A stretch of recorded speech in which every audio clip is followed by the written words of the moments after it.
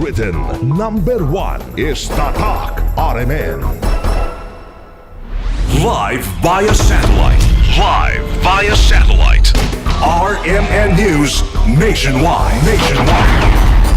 Buenos dias, Pilipinas! Umaga ho ngayon ng Lunes, Nobyembre 26, 2012. Ito ang RMN News Nationwide. Ako si Weng de la Peña. Mabuhay Pilipinas, ako si Buddy Oberas. Tayo po ay live sa DXDC 621 RMN Davao, DXMD 927 RMN General Santos, DYWC 801 RMN Dumaguete, at DWNX 91.1 RMN Naga. Live international via www.rmnnews.com at WRMN sa New York, USA. RMN News Nationwide. Gamitin ang Catholic vote. Yan ang panawagan ngayon ng Catholic Bishops' Conference of the Philippines sa mga Katoliko kaugnay sa pagpili ng mga kandidatong ihahalal sa 2013 midterm elections. Pangihimo pa ni CBCP Episcopal Commission on Family and Life Vice Chairman at Lipa Archbishop Ramon Arguelles, panahon na upang gamitin ng mga Pilipino ang kanilang pananampalataya sa pagtimbang ng mga kandidatong hindi sumusunod sa itinuturo ng simbahan. Ayon kay Arguelles, matagal nang binabaliwala ng mga halal na opisyal ang tinatawag na Catholic vote na ayon sa kanya ay isa pa ring malaking puwersa. Binanggit nito na ang tinatawag na ethnic cleansing na ipinopromote ng ilang opisyal ay maaring kontrahin ang Catholic vote. Kapwa nasa period of amendment ang mababa at mataas na kapulungan ng Kongreso sa kanilang mga bersyon ng kontrobersyal na Reproductive Health Bill. Una nang nagpahayag mga kasama ng suporta ang CBCP sa mga pro-life na kandidato.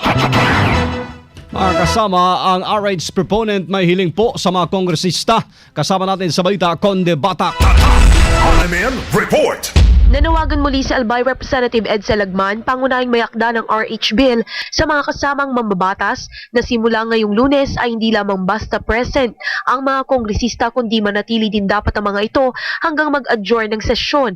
Ayon kay Lagman, hanggat hindi pa naman siya naguhuramentado o nagwawala ay may pag-asa pa rin na maisulong ang period of amendments ng RH Bill sa plenaryo. Pakiusap ni Lagman sa mga co-authors at supporters ng panukala ay kaunting sakripisyo pa para magkaroon ng bunga at mapagtibay na ito sa plenaryo. Aminado naman si Lagman na kahit nakiusap na rin na liderato ng Kamara para sa pagkakaroon ng quorum sa kontrobersyal na panukala ay hindi pa rin talaga 100% assurance na lahat ay makakadalo. Sa katunayan anya ay araw-araw talagang may text upang umattend ng sesyon ang mga mambabatas, pero sa kabila nito naniniwala pa rin si Lagman na may liwanag pa para sa RH Bill at isa pang suggestion nito ay roll call sa simula at sa huli upang mamonitor kung naroon pa mga kasamaang kongresista sa plenaryo. Kasama mo mula sa Kamara para sa DZXL 558, Conde Batak, Tatak RMN.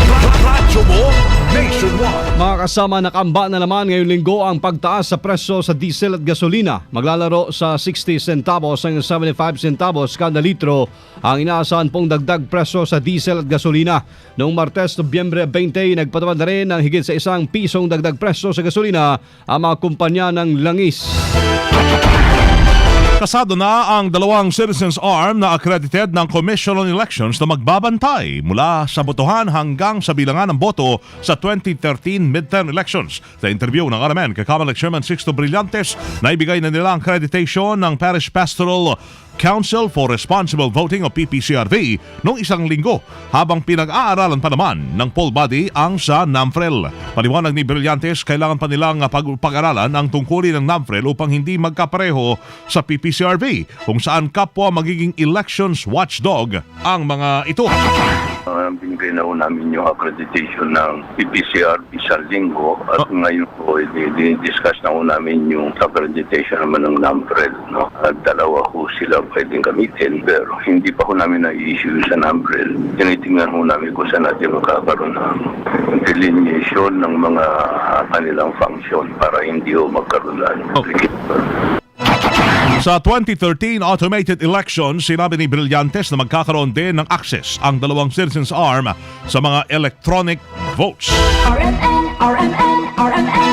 Mga kasama, isusulong naman ngayon sa Senado ni Senador Manny Villar ang Toy Labeling Act na magtatalaga sa paglalagay ng tatak sa lahat po ng laruang mabibili sa merkado. Sa interview ng RMN kay Senator Villar, layo nito na maprotektahan ang mga bata sa mga hindi ligtas na laruan. Sa ilalim ng panukalang batas, tataas ang multa sa mga nagtitinda ng laruan na kumpirmado may toxic material at ang paghigpit ng paglalagay ng label. Tinatawag ko na Toy Labeling Act. Ito ay mag-increase ng penalty sa mga magtitinda ng mga laruan na mayroong mga toxic materials at ginagawa ito mahigpit yung paglalagay ng label kasi mayroong mga laruan ngayon na pangmatanda, halimbawa mga pang 13 years old, ipapagamit doon sa mga mga 6 years old o 7 na harmful, nakakadamay sa kanila. So talagang kailangan natin pagbutihin itong labeling. At siyempre maraming mga imported na mga laruan ngayon na medyo talagang maliwanag na mayroong toxic materials. Kumpiyansa naman si Villar na may isasabatas ito bago po ang Kapaskuhan kung saan naganap na ang mga hindi ligtas na laruan. Sa ngayon ay mahigpit na nakabantay ang Senate Committee on Trade and Commerce na pinamumunuan ni Villar sa mga mall at establishmento sa mga panindang laruan. Mga Pinoy na uuwi mula Gaza tutulungan ng DOLE. Kasama natin sa balita, Angel Ronquillo. Tatak RMN Report. Iniyak ng Department of Labor and Employment ang tulong ng mga may pagkalob ng pamahalaan sa mga Pilipinong nais umuwi mula Gaza. Yan ay sa kabila ng ng tensyon sa Gaza, kasunod na rin na umiira na ceasefire sa pagitan ng Israel at puwersa ng Hamas. Ayon kay DOLE spokesperson Nico Fameronag, ang mga uwing OFW mula Gaza ay maring sumailalim sa reintegration program na kung saan ang mga OFW at ang kanilang pamilya ay tutulungan kung paano makapag-adjust sa kasalukuyang sistema ng lipunan sa Pilipinas. Sa magitan ng nasabing programa, sasailalim sa re-education ng mga OFWs. Mariri naman ang mapagkalubaan ang mga nasabing Pilipinong manggagawa ng livelihood assistance sa magitan na rin ng pakipagtulungan sa National Livelihood Development Corporation o di naman kesa pagproseso ng pautang sa Land Bank of the Philippines na maaari namang gamitin para ipuhunan sa ilang negosyo. Kasama mo sa lungsod ng Maynila, Angel Ronquillo, Tatak RMN. Radyo mo nationwide. RMN Nationwide Report. PNP Region 10 inalerto sa umano'y pagkamatay na isang JI member sa Lanao del Sur. Kasama natin sa Balita Live si Alwin Saliring ng RMN Cagayan de Oro. Tatak RMN Report.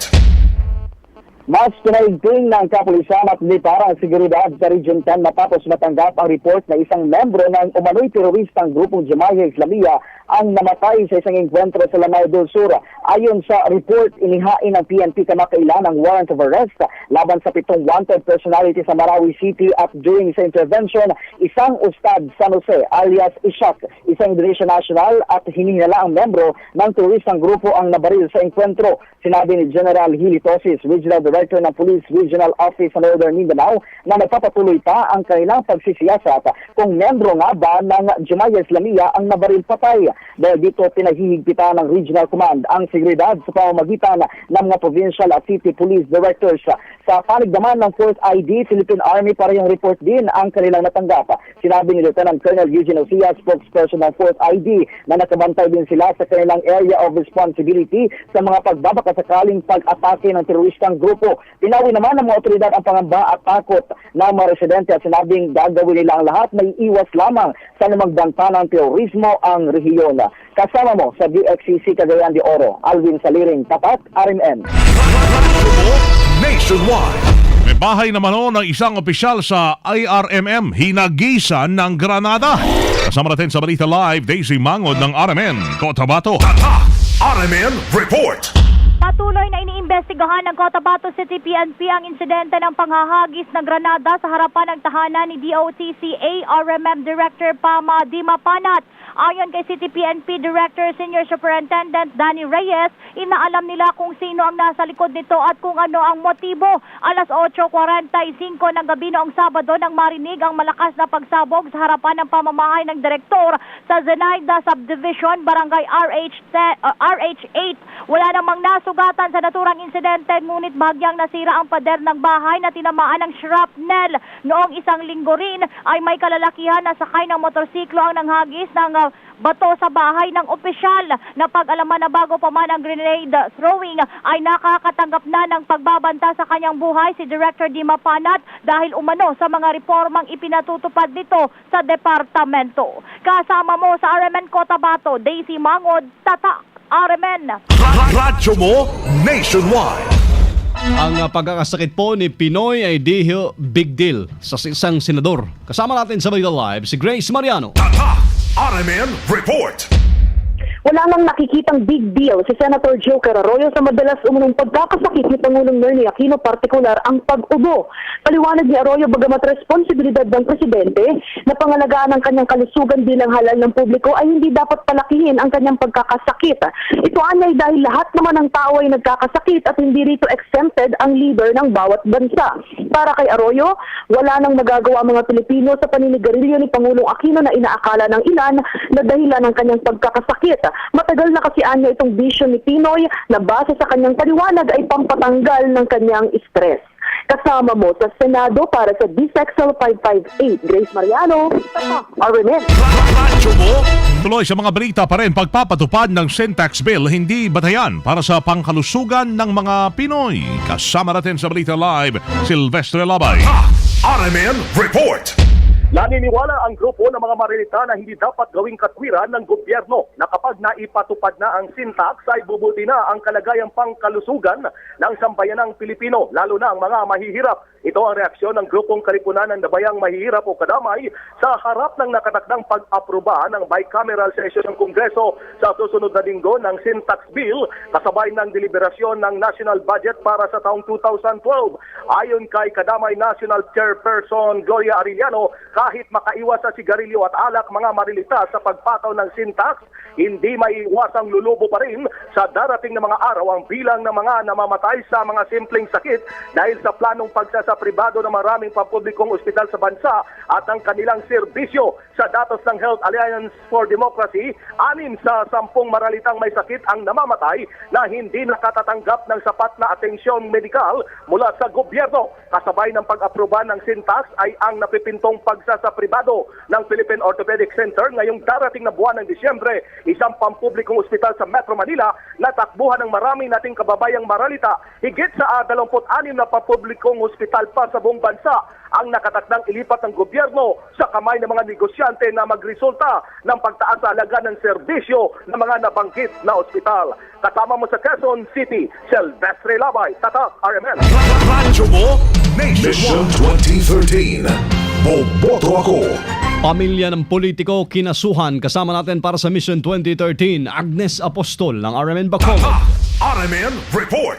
Pamilya ng politiko kinasuhan na isampa na sa Office of the Ombudsman Visayas ang tinuturing na mother of all scam sa lalawigan ng Negros Occidental laban sa pamilya ng mga politiko na inaakusahang naghahari sa bayan ng Don Salvador Benedicto. Ang kaso ay sinampa ng mayoralty candidate na naturang bayan laban sa pamilya de la Cruz na kinabibilangan ng amang si board member Nehemias de la Cruz, Mayor Marxlin de la Cruz, Vice Mayor Cynthia de la Cruz at SB member de la Cruz. Ito ay kaugnay sa pagpapalagay ng titulo sa 771 hectares na lupain sa isang barangay na naturang bayan sa pangalan ng kanilang ama kahit na ito ay nasa ilalim ng forestal land at pagmamay-ari ng gobyerno. Maliban dito nadiskubre na may 3 iba pang separado na titulo sa ilalim ng iba't ibang pangalan na nagka-record sa 3 bayan sa Negros Occidental. Ang pamilya de la Cruz ay halos ilang dekada nang namumuno sa DSB mula sa ama hanggang sa asawa at mga anak nito. Kasama mo si DYHB Bacolod, Agnes Apostol, Tatak, RMN. Radyo mo Nationwide. Mission 2013. Boboto ako. RMN News Negosyo. Mga kasama, maaari na pong madaanan yung 3 bagong tulay sa Northern Samar. Una na itong pinasinayaan ng mga kinatawan ng DPWH kung saan mahigit sa 30 milyong pisong halaga ang ginastos ng pamahalaan para sa nasabing project. 2 tulay ang ginawa sa barangay Lipata habang isa naman sa may barangay Kabakungan. At dahil po dito inaasang mas magiging madali na para sa mga negosyante ang transportasyon ng kanilang mga produkto papunta sa mga pamilya sa iba't ibang bahagi ng rehiyon. RMN News Abroad. Nagmarsya ang daang-daang mga gay rights activists sa New Delhi, India. Ang nasabing pagtitipon ng mga bading ay bilang pagdiriwang sa 5th Delhi Queer Pride Parade. Kasabay niyan, ang panawagan ho na sila'y tanggapin at hayaang mamuhay ng may dangal ay kay National Alliance of People's Movement activist Bimal Kumar. Sana matigil na ho yung diskriminasyon sa mga bakla, lesbiana at transgender doon ho sa India. Matatadaang idineklara ng korte na sa India na ang gay sex ay isang krimen at ang homosexuals ay hindi tanggap sa nasabing bansa.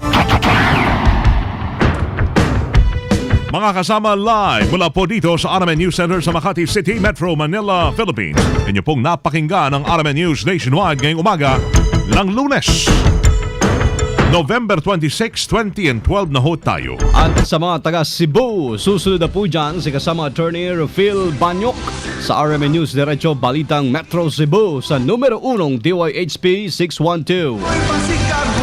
Kasama nyo sa serbisyo publiko, ako si Weng de la Peña. Ako si Buddy Obera. Dito pa rin sa tahanan na may pinakamaraming number 1, pinakamaraming himpilan, ang RMN Radio Mo Nationwide. 60 years na maasahang public service nationwide. Live via satellite. Live via satellite. RMN News Nationwide. Buong bansa. Isang boses ng balita. RMN News Nationwide. Ang oras tatak alas 7:19 ng umaga. Tatak RMN.